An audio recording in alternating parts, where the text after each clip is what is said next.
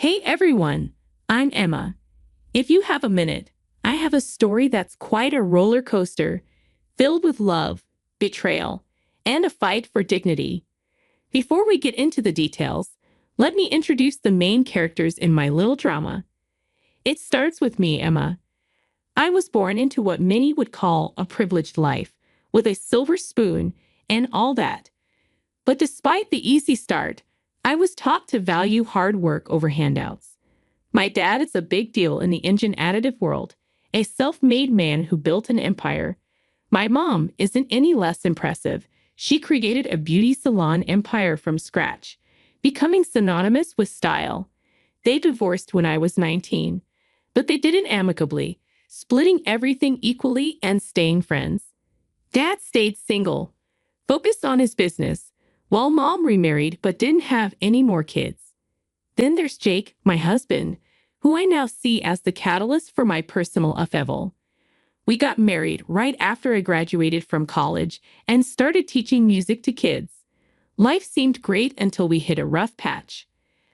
I got pregnant, and suddenly Jake's true colors started to show. One lazy Sunday, as he lounged on the couch, Jake casually dropped a bombshell. "Emma, babe, why don't you just quit your job and stay home with the baby? We'll manage." I almost choked on my tea. Quit my job? Jake, you know we can't afford that on your salary alone. Plus, I love my work. He waved a hand dismissively, a smirk playing on his lips. Come on, Em, it's not like we're ordinary folks. Your dad's loaded. A little help from him, and we're golden. I felt my blood boil. That's not the point, Jake. I'm not tapping into my parents' wealth for our day-to-day expenses. We agreed to live within our means. But Jake wouldn't let it go. Over dinner, in front of his parents no less, he brought it up again. Emma's considering taking some time off work, with the baby coming and all.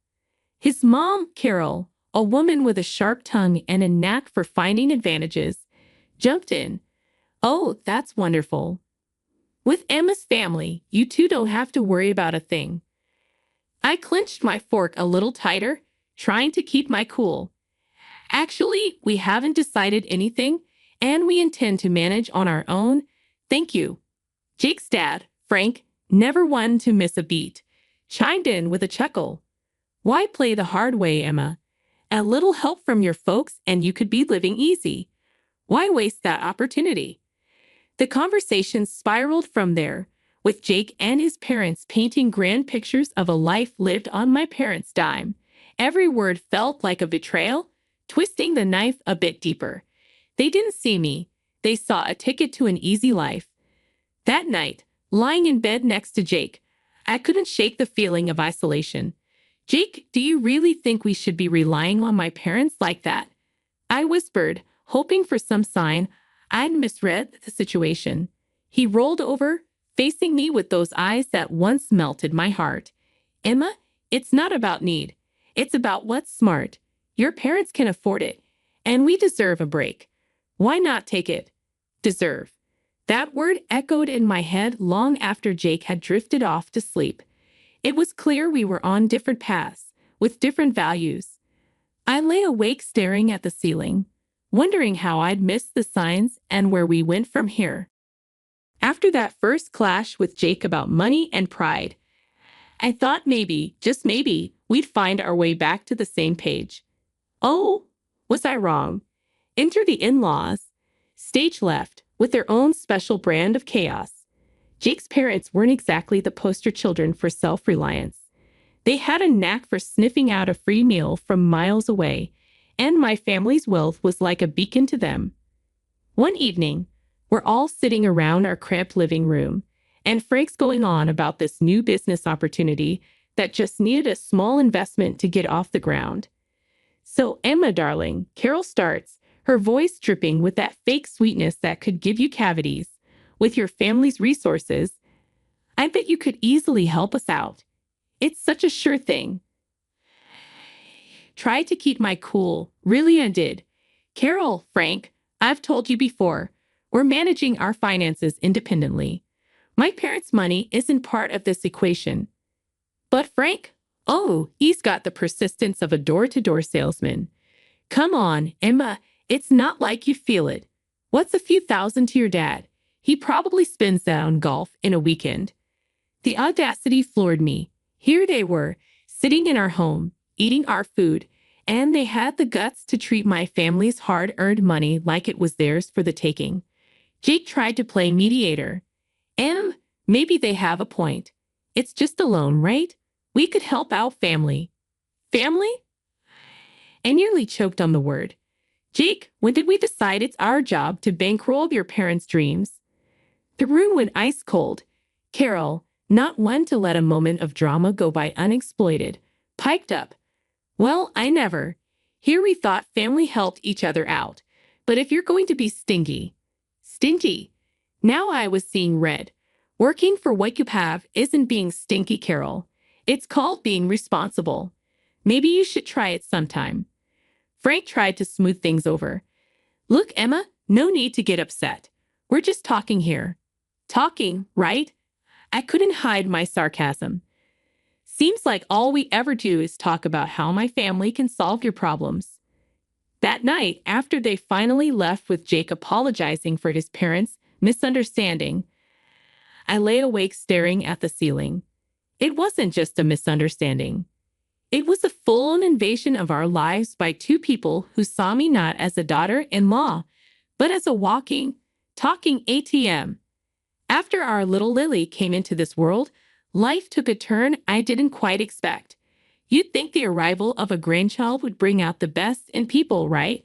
Well, not so much with Jake's folks. They showed up at the hospital with what had to be the cheapest onesie from the discount bin. It still had the clearance sticker on it. But when my folks came through with a beautiful hand-knit blanket and some top-notch baby gear, you'd have thought World War AA was about to break out in that hospital room. Wow, really laying it on thick, aren't they? Carol quipped, eyeing the gifts with a mix of disdain and envy. Must be nice to just throw money around.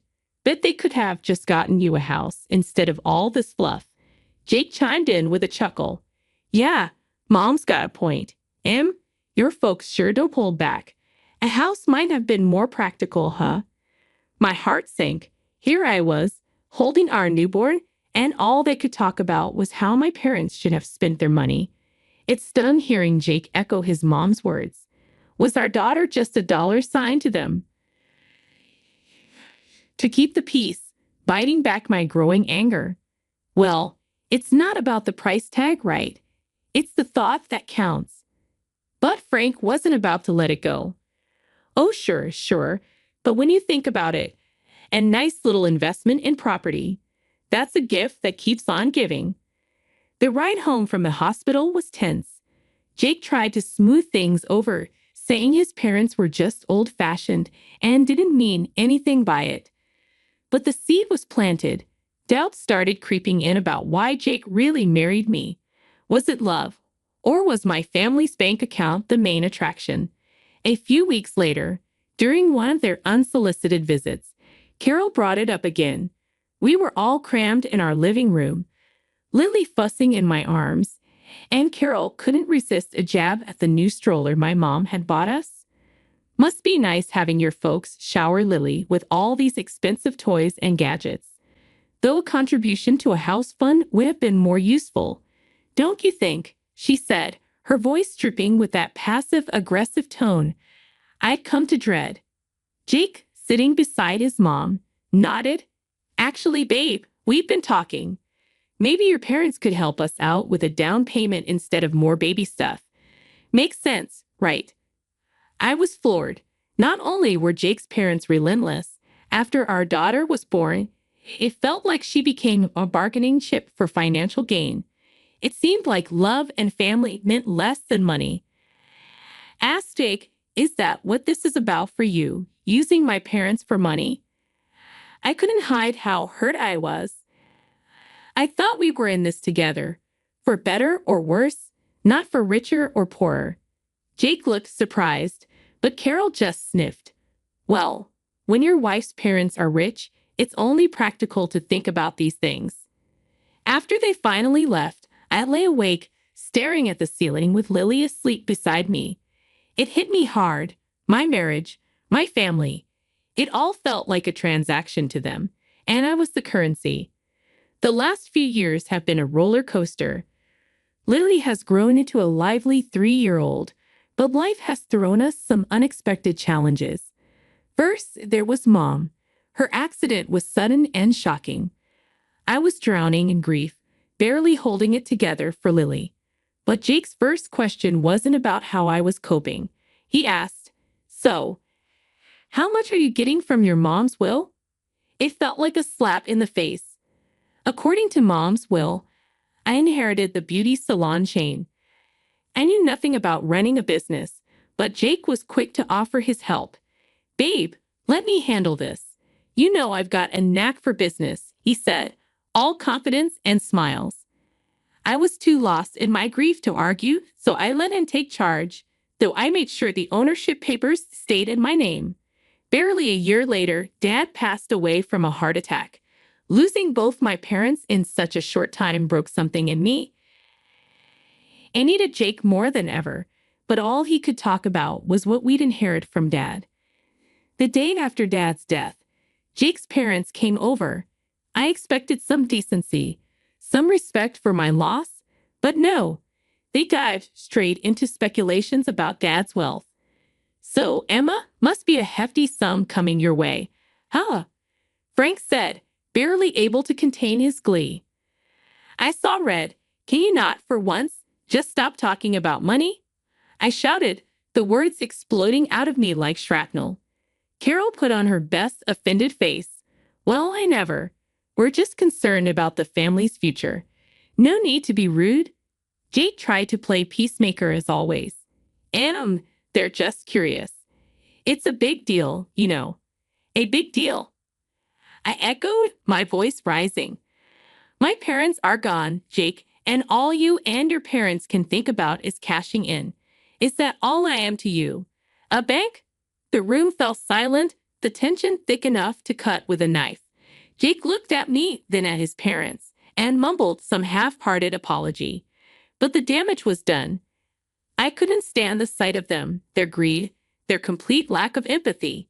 "Get out," I said, my voice steady, but I cut him off, my voice cold and unwavering. "Leave now," Carol muttered under her breath, and Frank scowled as they left. Jake lingered, trying to justify his parents' behavior, but I was done listening. 2 days after my dad died, Jake came bouncing through the doorway earlier than usual. "Babe, I've got awesome news," he beamed, barely containing his excitement. "I've struck a deal to sell the hairdresser chain. Can you believe it?" My jaw nearly hit the floor. "What? You did what?" Without even asking me.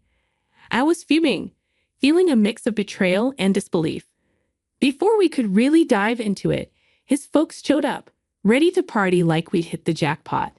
They brought in a feast from some fancy restaurant and a bunch of bottles that screamed high roller.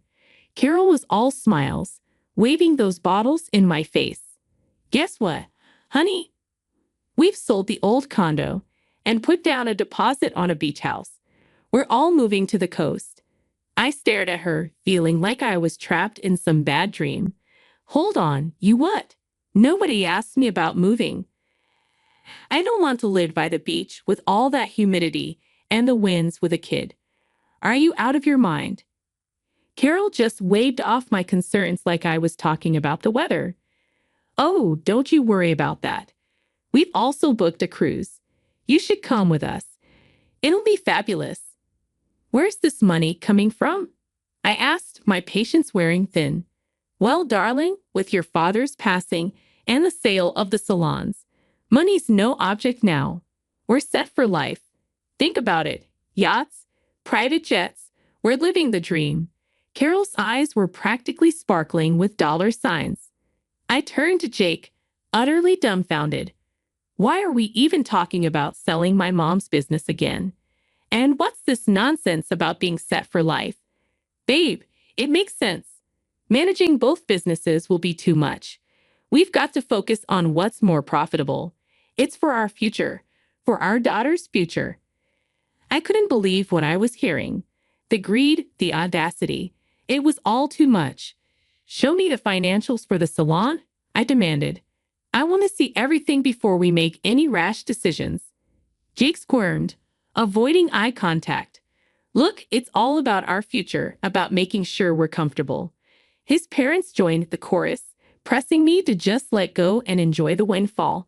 But looking at them all, I could see where vultures circling. Why the rush to sell the hairdresser shops again? I pressed, needing answers. Jake shrugged. The picture of Fox reason. Look, babe, after your dad's gone, juggling both businesses just doesn't make sense. We've got to focus on what brings in more dough. The car oil business is a gold mine compared to the salons. His folks perked up at this, chiming in with their 2 cents. Darling, think about it. Selling those little shops could give you a life of luxury. Why waste your time on them? His mom said, her voice dripping with greed. The sight of them practically salivating over my inheritance made my skin crawl. I want you to leave now, I said, my voice firm, my resolve stronger. This is a time to mourn my father, not feast on what he left behind. Jake tried to interrupt, but I cut him off. Another thing, Jake, this is my inheritance we're talking about. Mine. You and your parents have no say in this. The air turned icy as they realized I wasn't the pushover they thought I was. With heavy steps and heavier skulls, they left, leaving me to ponder the lonely battle ahead. The dawn after my father's funeral found me in a fog of grief. The world around me dulled to a monotonous gray. That's when Jake decided to inject his version of color back into our lives. Over a breakfast that tasted like cardboard, he launched into his agenda. We need to call a meeting with the founders of your father's company. Pronto, Jake stated, his voice slicing through the quiet like a knife. I paused, a piece of toast halfway to my mouth, and stared at him. Jake, my father has just been buried. Can't this wait? I need some time to process everything. He waved off my concerns with a flick of his hand. Time is money, babe. We need to act fast. Frustrated and seeking clarity, I reached out to our family lawyer, asking for a breakdown of the beauty salon chain's status and a primer on my father's business dealings. I hoped this information would give me some ground to stand on. A month went by in a blur of legal jargon and financial statements until Jake, accompanied by his parents, descended upon our house once more, each of them bursting with unsolicited advice and greed-laden suggestions. Without so much as a hello, Jake dove right in. You know, Em, I've been thinking I'm the right man to lead your dad's company. The audacity of his claim left me speechless, but he wasn't done. And I'll need a new car, something that screams business mobile. The latest BMW should do the trick. Before I could even muster a response, Carol chimed in with her own outrageous demands. The coastal house is nearly ready. We just need to throw in another $300,000 plus some for furniture. And dear, I expect you to set up an account for me. I need to maintain my lifestyle. After all, after listening to their endless demands, I knew what I had to do. It was like a switch flipped inside me. No more Mrs. Nice Gull. Clutching the divorce papers like a shield, I stepped forward, interrupting their chatter. Jake, we need to talk, I announced, placing the papers before him on the coffee table. He picked them up, a frown creasing his forehead. What's this? His attempt at nonchalance couldn't hide the tremor in his voice. Divorce papers, I stated, every word deliberate. I've had the business audited, Jake. You've run it into the ground. It's teetering on the edge of ruin because of your management. His face drained of color, like a guilty child caught in a lie. I was trying to make it better, he stammered, his excuses as flimsy as his confidence. Make it better by firing our most talented staff and neglecting the core of what made the business succeed. My voice rose, fueled by a cocktail of anger and betrayal. Carol, ever the meddler, couldn't resist intervening. Now, dear, let's remember he's entitled to half of everything. Marriage binds assets. After all, I couldn't help but laugh, but there was no joy in it. Nice try, but everything's been in my name since before I made the colossal mistake of marrying your son. He gets nothing from me. The room went silent. They were stunned, their grand schemes shattering around them. And another thing, I added, staring Jake down. You're going to pay back every penny you've cost the business. Every single penny. When the reality of the divorce finally hit Jake, his reaction was to desperately grovel, pleading with me to reconsider. Please, can't we talk about this? There has to be another way, he begged, his voice cracking with desperation. His parents, not to be outdone in the drama department, launched into their own tearful performance. They lamented about sinking all their funds into the coastal house, a property now hanging by a thread without the next installment. We're going to lose everything, his mother sobbed, her tears flowing freely. Please, think of what this means for us. I listened, my heart hardened by their previous actions, feeling nothing but a detached coldness towards their plight. Sorry, but that's your mess, I stated, my tone unwavering with a newfound resolve. I guided them to the door, closing it and that chapter of my life behind them. In the days that followed, I didn't allow myself to dwell on the past. Instead, I focused on the future. Selling the apartment that Jake and I once shared provided just enough for a quaint, welcoming house that promised a new beginning for my daughter and me. Stepping into our new home, I felt a weight lift off my shoulders, a sense of peace enveloping us in a way that had been missing for too long. The wheels of justice turned slowly but surely. When they finally caught up with Jake, he was ordered to compensate for the turmoil he'd inflicted on the hairdresser chain. The courts determined that his recklessness had a price, and he was forced to liquidate his share of our old apartment to meet his financial obligations. Watching him be held accountable for once felt like bittersweet vindication for the hardship he put us through. One day, out of nowhere, my phone rang. On the other end was my former mother-in-law, her voice laced with desperation. We're in a bind. We need help to buy a place. Any amount would help, she pleaded, her audacity leaving me incredulous. I took a deep breath, collecting my thoughts before responding. You make your bed, I replied, my tone steady and resolute.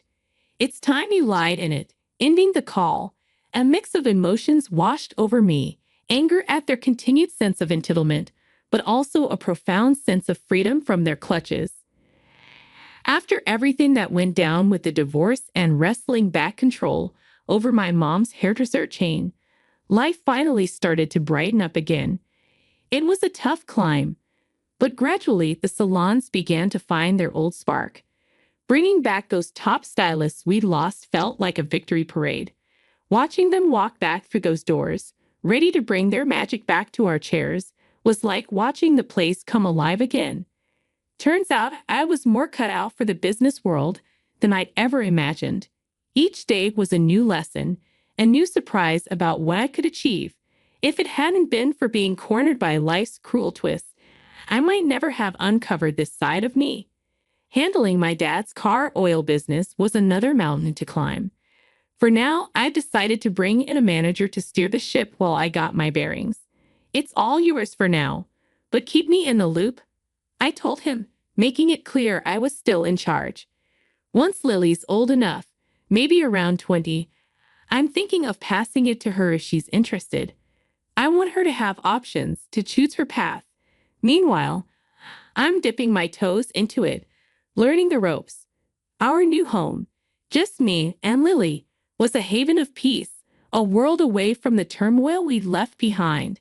It was small, sure, but it was ours, a place where we could grow, heal, and build something new.